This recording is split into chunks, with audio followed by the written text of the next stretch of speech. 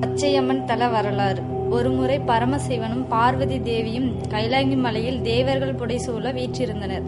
அப்போது பரமசிவன் தாம் உலகினிற்கு படியெடுக்க போக வேண்டும், அதற்கான நேரம் ஆகிவிட்டது என்று கூறி எழுந்தார்.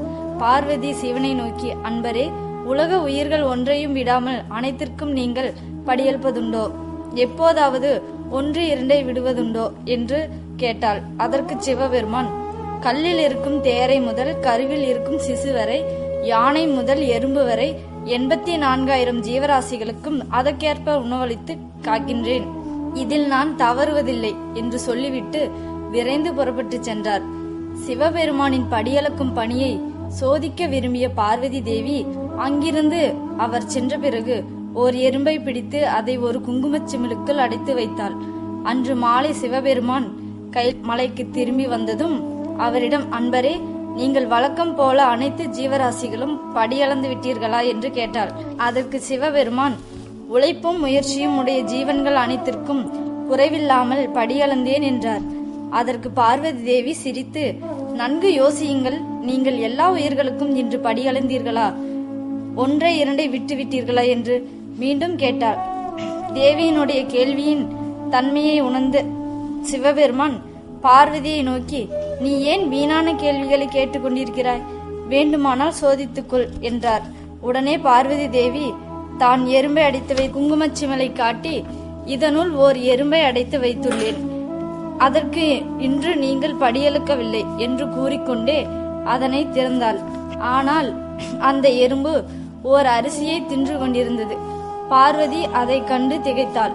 சிவன் அவளிடம், என் பணியை நான் செவ்வென செய்வேன், அதற்காக நீ மயங்க வேண்டாம்.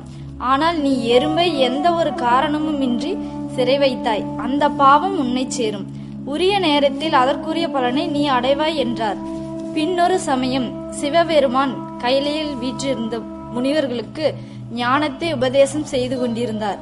முனிவர்கள் அவருடைய இரு கண்களில் இருந்து பெருகும் அருள் வெள்ளத்தால் நயன தீட்சை பெற்றுக் கொண்டிருந்தனர். அப்போது அங்கு வந்த பார்வதி விளையாட்டாக அவருடைய 2 கண்களையும் பொத்தினாள். அந்த செயலால் உண்டான தடையால் தீட்சை பெற்றுக் கொண்டிருந்த முனிவர்கள் மயங்கி வீழ்ந்தனர். மேலும் உலகிற்கு ஒளி வழங்கி கொண்டிருக்கும் சூரியன் சந்திரனாக இருக்கும் அவருடைய கண்கள் மூடப்பட்டதால் உலகமே பேருருளில் மூழ்கியது. இதனால் எல்லா உயிர்களும் வருந்தின. சிவன் உடனே தனது நெற்றி கண்ணாகிய 3வது கண்ணை திறந்தார். அக்னி நேத்திரமான அக்கண்ணால் உலகிற்கு ஒளி கிடைத்த போதிலும் எங்கும் அனல் தோன்றியது. பார்வதியின் கரங்களில் உள்ள 10 விரல்களிலும் வேர்வை பெருகி வீழ்ந்தது. அதுவே பாகிரதி எனும் கங்கையாக பெருகியது என்பார். இந்த நிகழ்ச்சிகளை கண்டு அஞ்சிய பார்வதி தனது கைகளை விலக்கிக் கொண்டு சிவபெருமானை வணங்கினாள். சிவபெருமான் தனது நெற்றிக்கண்ணை மூடிக்கொண்டு இயல்பான 2 கண்களையும் திறந்தார். உலகம் பழைய நிலையை அடைந்தது. பார்வதியிடம் சிவபெருமான், தேவி, ஜகத்தை காக்கும் தாயான நீ அன்று ஓர் எறும்பை சிறை வைத்தாய், இன்று உலக ஜீவன்களையே இருளில் மூழ்க வைத்தாய். நயன தீட்சையில் அருள் பெற்றுக் கொண்டிருந்த முனி கூட்டங்களுக்கு துன்பம் விளைவித்தாய். இந்த பாவங்கள் யாவும் உன்னை சார்ந்ததே. இதற்காக நீ கழுவாய் தேட வேண்டும். உரிய காலம் வரும் வரை அதற்காக காத்திருப்பாய் என்றார். இந்த நிகழ்ச்சிகளுக்கு பிறகு ஒரு முறை தேவர்கள் புடைசூழ சிவபெருமானும் பார்வதியும் கைலாயங்கிரியில் வீற்றிருந்தனர். அப்போது அவர்களை வணங்குவதற்காக பிரிங்கிமா முனிவர் வந்தார். அவர் மகா சிவபக்தர், சிவனை இன்றி யாரையும் வணங்காதவர். இப்பொழுது இருக்கும் பரங்கி மலையே பிரிங்கிமா முனிவர் தவம் மேற்கொண்ட இடம். அவர் கையிலையில் சிவபெருமானை கண்டு அவரை மட்டும் வலம் வர நினைத்தார். ஆனால் தேவி அதை கண்டு பிரிவின்றி நெருக்கமாக அமர்ந்தாள். முனிவர் வண்டு வடிவம் கொண்டு அவர்களுக்கு இடையே புகுந்து சிவபெருமானை மட்டும் வலம் வந்து வணங்கினார். அப்போது நாரதர் அவரிடம், சிவசக்தியார் அம்மையப்பனாக வீற்றிருக்கும் நிலையில் நீங்கள் சிவனை மட்டும் வணங்க காரணம் என்ன என்று கேட்டார். சக்தியில் மாயை கூடியுள்ளது. பார்வதி சிவனை விட தாழ்ந்தவள், அதனால் பார்வதி தேவியை யான் வணங்க மாட்டேன் என்றார். இதை கேட்ட பார்வதி தேவி வருந்தினார். இனி தான் வேறு சிவன் வேறு என்று யாரும் பிரிக்க முடியாதபடி அவரது மேனியில் ஒன்றிட விரும்பினாள். ஏற்கனவே முன்பு செய்த பாவங்களுக்கு கழுவாய் தேடவும் ஈசனிடம் இடப்பக்கத்தை பெற்று அவரை நீங்காதிருக்கவும் தவம் செய்ய விரும்பினாள். தன் விருப்பத்தை சிவனிடம் கூறி பூலோகம் சென்று தவம் செய்து வர அனுமதி தரும்படி வேண்டினாள்.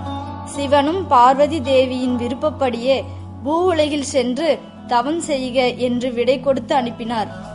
கைலாய மலையில் சிவபெருமானிடம் விடை பெற்று கொண்ட பார்வதி தேவி தன் தோழியார் 64 யோகினியாரிடம் பரிவாரம் சூழ காவி உடுத்தியும் ருத்ராட்சம் வடங்கள் தரித்தும் தலைமுடியை எடுத்து சடையாக கட்டிக்கொண்டு தவக்கோலம் பூண்டு தன் பிராணத்தை தொடங்கினாள். அவர்கள் இமயம் தொடங்கி ராமேஸ்வரம் கன்னியாகுமரி வரை அநேக தலங்களில் பூசை செய்தும் தீர்த்தங்களில் நீராடியும் சிவபெருமானை வணங்க வேண்டும் என்று உறுதி ஏற்றுக்கொண்டு பயணம் மேற்கொண்டனர். கேதாரத்தில் பூஜை செய்த பின் காசி முதலிய தலங்களில் பூஜை செய்துவிட்டு உஜ்ஜானியின் பட்டணத்தை அடைந்தனர். அந்நாளில் அந்த நகரை அக்னி வீரன், ஆகாச வீரன் என்னும் 7 சகோதரர்கள் ஆண்டு வந்தனர்.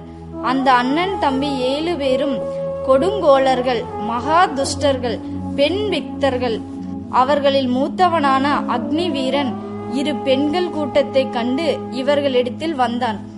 பார்வதியை நோக்கி, பேரழகு வாய்ந்த பெண்ணே, உலகில் சுசிக்க வேண்டிய சுகங்கள் எத்தனையோ இருக்க நீ ஏன் துறவு பூண்டு இளமை வீணாக்கி கொண்டு அலைகிறாய்?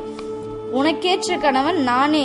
நீ இப்போதே என்னோடு வருவாய், இன்பங்களை பருகி மகிழ்வோம் என அழைத்தான்.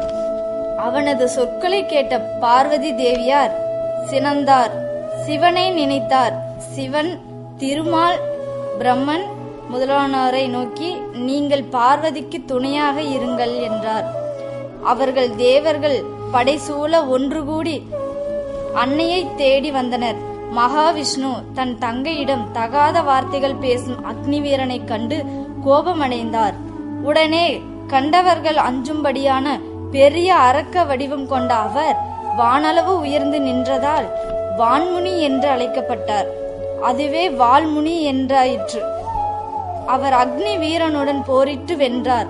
அப்போது அங்கு வந்த ரிஷிகள் அன்னைக்கு உதவ வந்தனர். அவர்கள் தாமும் திருமாலைப் போலவே மிக பெரிய அசுர வீரனின் உருவை மேற்கொண்டனர். அண்ணன் அக்னி வீரன் மாண்ட செய்தியை கேட்ட அடுத்தவனான ஆகாய வீரன் துள்ளி குதித்து சண்டைக்கு வந்தான். அவனை செம்முனி என்னும் அகத்தியர் வென்றடக்கினார். பின்னர் அவர்களுக்கு இளையவர்களாகிய ஜல வீரன், சண்ட வீரன், ரணவீரன், கோட்டை வீரன், அந்த வீரன் முதலிய 5வர்களும் ஆங்காரத்துடன் வந்து முறையே கருமுனி, முத்துமுனி, தேவமுனி, நாதமுனி,